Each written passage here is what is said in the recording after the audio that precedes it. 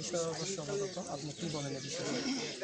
এই বিষয়ে তো তাই আমার বাবার সাথে অনেক চলাফেরা ছিল, অনেকদিন সরকারি চারবারের মেম্বার তাই নিয়ে যে কাজটা করছে খুব আমরা অনহন তো বলতে পারি না, মানে কীভাবে কী করবো। যে বিষয়টা হলো আপাতত যে ঘটনা করছে তার আমরা ফাঁসি চাই, যে আসামিরা এরা ফাঁসি চাই। আর আসামিরা আমরা শুনি অনেকজন এখানে কয় তারা ঘুরে যায়, কিন্তু প্রশাসন তো সুটকি নদীতেও থাকে, কিন্তু প্রশাসনে আসামি ধরতে পারে না। প্রশাসনের কোনো মানে আসামি ধরার কোনো ওই নেই, উদ্যোগই নেই। এই ব্যাপার। কিছু বলুন।